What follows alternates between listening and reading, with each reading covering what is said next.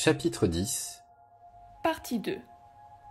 Je ne dois parler qu'en théorie, n'étant sûr de rien et me bornant à dire ce que je crois le plus probable. Le côté mauvais de ma nature, auquel je venais de mettre l'estampille, était moins robuste et moins développé que le bon côté, que je venais de déposer momentanément. Mais ma vie ayant été, après tout, en grande partie, une vie d'efforts, de vertu et de contraintes, il avait été beaucoup moins fatigué et épuisé. Il arriva donc que Edward Hyde était plus petit, plus mince et plus jeune que Henry Jekyll. Autant l'image de la bonté se reflétait dans les traits de l'un, autant les caractères du mal étaient imprimés lisiblement sur le visage de l'autre. De plus, le vice, qui, je suis encore porté à le croire, est le côté laitifaire de l'homme, avait laissé sur ce corps une empreinte de difformité et d'affaiblissement. Malgré tout, en regardant dans la glace ce vilain masque, je ne ressentais pas de répugnance. Au contraire, je l'aimais. Cela aussi était moi. Cela avait un air humain et naturel. À mes yeux, c'était une image plus vivante et plus personnelle que le physique imparfait et divisé que, jusque-là, j'avais eu l'habitude d'appeler moi. Et jusqu'à ce point, j'avais sans doute raison. Je remarquais que, quand je personnifiais Edward Hyde, personne ne pouvait m'approcher sans ressentir un malaise visible. La cause de cela, comme je le comprends, est que tous les êtres humains que nous rencontrons sont un mélange de bien et de mal, et qu'Edward Hyde, seul dans les rangs de l'humanité, était le mal tout pur. Je m'arrêtai un moment devant le miroir. J'avais à essayer la seconde et concluante expérience. J'avais encore à voir si je n'avais pas perdu mon identité sans retour, et si je n'allais pas être obligé de fuir, avant qu'il fût jour, d'une maison qui ne serait plus la mienne. Donc, retournant vivement à mon cabinet, une fois encore je préparais et bus le breuvage. Je repassais par toutes les souffrances de la dissolution, et revins à moi avec le caractère, la stature et le visage de Henry Jekyll. Cette nuit-là, j'étais arrivé à l'embranchement fatal de la route.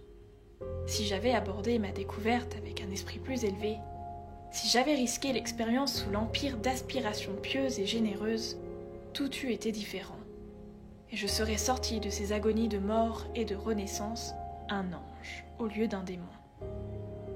Cette drogue n'avait aucune action déterminée. Elle n'était ni diabolique ni divine. Elle ne faisait qu'ébranler les portes de la prison de ma nature. Comme les captifs de Philippi, ceux qui étaient renfermés s'échappaient. À ce moment-là, la vertu sommeillait chez moi, et le mal, tenu en éveil par l'ambition, fut alerte et prompt à saisir l'occasion, et ce qui en résulta fut Edward Hyde. Donc, quoique je possédasse deux caractères et deux physionomies, l'un étant entièrement vicieux et l'autre étant toujours Henry Jekyll, ce mélange malheureux pour l'amélioration duquel j'étais sans espoir, cette expérience était donc entièrement défavorable. Je n'avais pas encore conquis mon aversion pour la sécheresse d'une vie d'études. J'étais toujours de disposition joyeuse à de certains moments, et comme mes divertissements manquaient, pour ne pas trop dire, de dignité, et que j'étais non seulement bien connu et hautement considéré, mais qu'aussi je prenais de l'âge, cette incohérence de ma vie devenait de plus en plus fâcheuse. Ce fut ce qui me fit succomber à la tentation d'user de mon nouveau pouvoir, et me rendit son esclave. Je n'avais qu'à boire ma composition pour me débarrasser de suite du corps du professeur en renom, et me revêtir, comme d'un épais manteau, de celui d'Edward Hyde. L'idée me sourit, cela me semblait plaisant. Je fis alors mes dispositions avec le plus grand soin. Je pris et meublai cette maison dans Soho, dans lequel Hyde fut traqué par la police, et j'engageai, comme femme de ménage, une créature que je connaissais pour être discrète et sans scrupules. D'un autre côté, j'annonçai à mes domestiques qu'un monsieur Hyde, que je leur décrivis, devait avoir pleine liberté et pouvoir dans ma maison, et de crainte d'accident, je me présentai bientôt et me rendis familier dans mon second caractère. Ensuite, je fis ce testament qui vous rendit si malheureux, afin que, si quelque chose m'arrivait en la personne du docteur Jekyll, je pusse, en celle d'Edward Hyde, prendre possession de mes biens, sans subir aucune perte pécuniaire. À l'abri de toute surprise, comme je le pensais, je me mis à jouir des privilèges de mon étrange situation. Il y a eu des hommes avant moi qui ont payé des fripons pour accomplir leurs crimes, pendant que leur propre personne et leur réputation étaient à couvert. Je fus le premier qui usa de ce moyen pour servir ses plaisirs.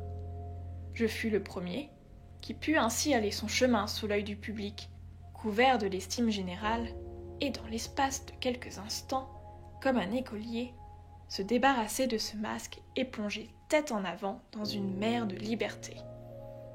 Je jouissais d'une sécurité complète sous mon manteau impénétrable. Pensez donc, je n'existais même pas. Le temps de me glisser par la porte de mon laboratoire, de mélanger et avaler le breuvage que je tenais toujours prêt, et Edward Hyde, eût-il commis les plus grands crimes, s'effaçait comme un souffle sur un miroir, et là, à sa place, paisiblement chez lui, préparant sa lampe pour l'étude du soir, il y avait un homme au-dessus de tout soupçon, il y avait Henry Jekyll. Le seul tort des plaisirs que je me hâtais de rechercher sous mon déguisement était, comme je l'ai déjà dit, de manquer de dignité. Mais dans les mains d'Edward Hyde, ils ne tardèrent pas à tourner vers le monstrueux. Souvent, en revenant de ces excursions, je me demandais comment aucun lien pouvait m'unir à un être si dépravé. Cet être, que je faisais sortir de mon âme et lâcher seul au gré de ses plaisirs, était par nature méchant et vil. Ses actes et ses pensées étaient concentrés sur sa propre personne. Il se jetait dans la débauche avec une avidité bestiale, savourant les tortures qu'il pouvait infliger, impitoyable comme un homme de pierre.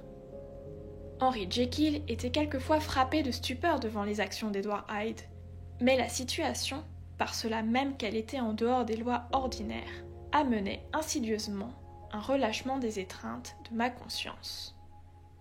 C'était Hyde, après tout, et Hyde seul qui était coupable. Jekyll n'en valait pas moins. Il se réveillait toujours avec ses bonnes qualités, en apparence intacte. Il se hâtait même, quand c'était possible, de remédier au mal fait par Hyde, et ainsi sa conscience s'endormait. Je n'ai aucunement l'intention d'entrer dans les détails de l'infamie sur laquelle je fermais les yeux, car même maintenant, je pus à peine admettre que j'y prisse part. Je veux seulement indiquer les avertissements qui précédèrent mon châtiment, et par quelles marches successives il approchait. Il m'arriva une aventure que je ne ferai que mentionner, car elle n'eut pas de suite. Un acte de cruauté envers une enfant excita contre moi la colère d'un passant, que je reconnus l'autre jour dans la personne de votre cousin, le médecin, que l'on avait envoyé chercher, et la famille de l'enfant se joignirent à lui. J'eus pendant quelques instants peur pour ma vie, ce qui fit que pour calmer leur trop juste ressentiment, je dus les laisser m'accompagner jusqu'à la porte du laboratoire, d'où je ressortis avec un chèque pour les indemniser. Ce chèque, je dus le signer du nom de Henry Jekyll. Mais j'écartai aisément ce danger pour l'avenir, en ouvrant un crédit dans une autre banque au nom d'Edward Hyde. Et quand, après plusieurs tentatives, je réussis à créer une signature pour mon double, je me crus à l'abri des atteintes du sort. À peu près 2 mois avant le meurtre de Sir Danvers, j'étais sorti pour un de mes exploits et rentré le soir, quand le lendemain matin je me réveillai avec des sensations quelque peu singulières. En vain, je regardais autour de moi. En vain, les meubles respectables de ma grande chambre dans le square frappèrent ma vue. En vain, je reconnus la forme de mon bois de lit en acajou et le dessin de mes rideaux. Quelque chose de plus fort que moi persistait à me faire croire que je n'étais pas où j'étais, que je ne m'étais pas réveillée où je paraissais être, mais dans la petite chambre d'en Soho où j'avais l'habitude de coucher sous la forme d'Edward Hyde. Je me souris à moi-même, et avec ma manie psychologique, je me mis à chercher la cause de cette illusion, tout en retombant de temps en temps dans un agréable assoupissement. J'étais encore en train de débattre la question quand, dans un intervalle de réveil complet, mes yeux tombèrent sur ma main. La main de Henry Jekyll, comme vous l'avez souvent remarqué, était professionnelle comme forme et comme grandeur. Elle était large, ferme, blanche et gracieuse. Mais la main que j'avais devant moi, étendue à moitié fermée sur les draps du lit, et que je voyais distinctement dans la lumière jaune d'un matin de Londres, était maigre, cordée, noueuse, d'une pâleur terne, ombragée par une épaisse couche de poils noirs. Cette main était la main d'Edward Hyde. Je la contemplais pendant près d'une demi-minute, dans un ébahissement stupide, avant que la terreur me saisît. Alors, elle s'éveilla en moi tout à coup, soudaine et violente comme un coup de timbale. Je sautai de mon lit et me précipitai vers le miroir. À la vue de l'image qu'il me renvoya, mon sang se glaça dans mes veines. Oui, je m'étais couché Henry Jekyll. Je me réveillais Edward Hyde. Comment expliquer cela ? Me demandai-je avec terreur. Comment y remédier ? La matinée était déjà avancée. Les domestiques étaient levés. Toutes mes préparations étaient dans mon cabinet. Quel long voyage ! Descendre 2 étages par l'escalier de service, traverser la cour et l'amphithéâtre. Je restai un instant frappé d'horreur. Il est vrai que je pouvais me couvrir le visage, mais à quoi bon ? Je ne pouvais cacher ma taille.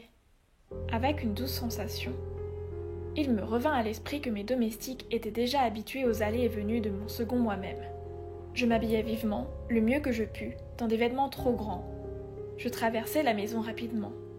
Bradshaw m'aperçut et m'examina curieusement pendant un instant, évidemment étonné de voir M. Hyde à une telle heure et dans un tel accoutrement. 10 minutes plus tard, le docteur Jekyll avait recouvré sa forme et était assis à sa table, les sourcils froncés, faisant semblant de déjeuner. Je n'avais certainement pas beaucoup d'appétit. Cet incident inexplicable, ce renversement de mes expériences antérieures, avait un air du doigt babylonien, écrivant mon jugement sur le mur. Je me mis à réfléchir plus sérieusement que je ne l'avais jamais fait sur les suites possibles de ma double existence. Cette partie de moi-même, que j'avais le pouvoir de faire ressortir, avait été dernièrement bien exercée et fortifiée, et j'avais remarqué, dans les derniers temps, que le corps d'Edward Hyde avait gagné en stature, et quand j'étais sous cette forme, je sentais un sang plus généreux couler dans mes veines. Je pressentis un grand danger. Je fus convaincu que si je prolongeais longtemps ce genre de vie, la balance de ma nature pourrait être renversée à jamais. Le pouvoir de la transformation perdu, et le caractère d'Edward Hyde devenir le mien irrévocablement. Le breuvage n'avait pas toujours agi également. Une fois, dans les commencements, il avait complètement manqué son effet. Depuis lors, j'avais été obligé plus d'une fois, au risque de la mort, de doubler et même tripler la dose. Ces rares incertitudes avaient seules jeté une ombre sur ma satisfaction. En me rendant un compte exact de l'état des choses, je constatais qu'en premier lieu, la difficulté était de rejeter le corps de Jekyll, et que maintenant, elle était décidément passée de l'autre côté. D'où je conclus que, petit à petit, je perdais prise sur ma meilleure nature, et m'incorporais par degrés dans la seconde, la plus mauvaise. Je sentis qu'il me fallait choisir entre les deux natures. Elles avaient la mémoire en commun, mais toutes mes autres facultés étaient partagées d'une façon bien inégale. Jekyll, qui était un composé, faisait rejaillir ses plaisirs sur Hyde, et les lui faisait partager, tantôt avidement et tantôt avec les impréhensions les plus vives, tandis que Hyde était indifférent pour Jekyll, ou ne s'en souvenait que comme le bandit de la montagne se souvient de la caverne qui le dérobe aux poursuites. L'intérêt de Jekyll pour Hyde était, pour ainsi dire, plus que paternel. Celui de Hyde pour Jekyll était plus qu'indifférent. Me fixer définitivement avec Jekyll était renoncer à la satisfaction de ses appétits, auxquels je m'étais depuis longtemps secrètement livré, et que je commençais à chérir. Me fixer avec Hyde était renoncer à 1000 intérêts, à 1000 aspirations. C'était d'un coup et pour toujours me livrer au mépris et vivre sans amis. Le marché pourrait paraître inégal, mais j'avais encore une autre chose à prendre en considération. Je savais que, pendant que Jekyll souffrirait douloureusement de la fièvre d'abstinence, Hyde n'aurait même pas conscience de tout ce qu'il aurait perdu. Quelque étrange que fût ma position, les termes de ce débat sont aussi vieux et aussi communs que l'homme. À peu près les mêmes espoirs et les mêmes craintes décident d'un coup de dé le sort du pêcheur tenté et indécis. Mais il m'arriva, comme il arrive à la plus grande majorité de mes semblables, de choisir le bon côté et de désirer fortement d'y rester. Oui, je préférais le docteur vieux et mécontent, entouré de ses amis, caressant des espoirs honnêtes. J'adressais un adieu résolu à la liberté, à la jeunesse comparative, à la démarche légère et au plaisir secret dont j'avais joui sous le déguisement de Hyde. Je fis ce choix peut-être avec des réserves dont je n'avais pas conscience, car je gardais la maison de Soho et je ne détruisis pas les vêtements d'Edward Hyde, que je tenais toujours près dans mon cabinet. Pendant 2 mois toutefois, je fus fidèle à ma détermination. Pendant 2 mois, je menais une vie d'une sévérité à laquelle je n'avais jamais atteint, et je jouis des compensations que vous apporte une conscience tranquille.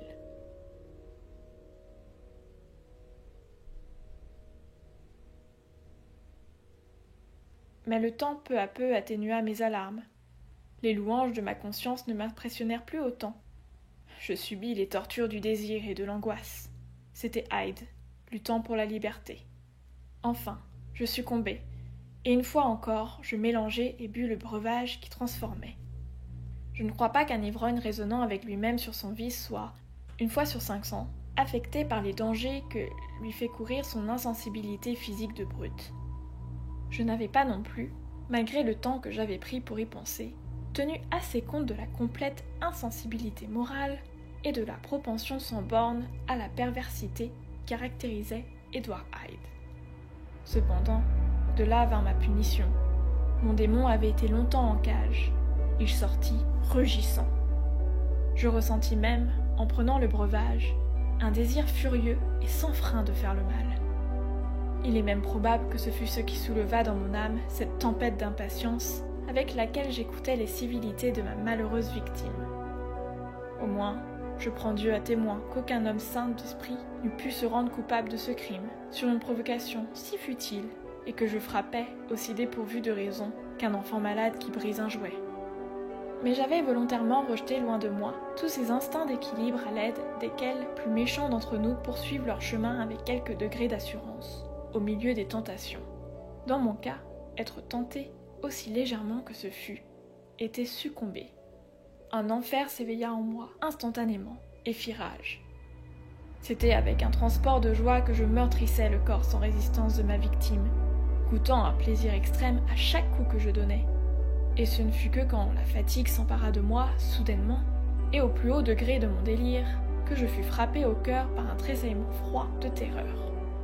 Le jour se fit à mes yeux, je vis ma vie entièrement perdue, et je fuis cette scène d'horreur, fier et tremblant à la fois, mon appétit pour le mal satisfait et stimulé, l'instinct de la conservation surexcité au plus haut degré. Je courus à la maison dans Soho, et pour plus de sûreté, je détruisis mes papiers. Ensuite, je me promenais par les rues éclairées, partagé entre la joie et la crainte, le cœur léger, me réchauffant dans mon crime, en imaginant d'autres pour plus tard, et cependant hâtant le pas et prêtant l'oreille, me croyant poursuivi par la justice vengeresse. Hyde avait une chanson sur les lèvres en composant le breuvage qu'il but à la santé du mort. Les douleurs de la transformation n'étaient pas encore passées qu'Henry Jekyll tombait à genoux, ses mains tendues vers le ciel, versant des larmes de gratitude et de remords.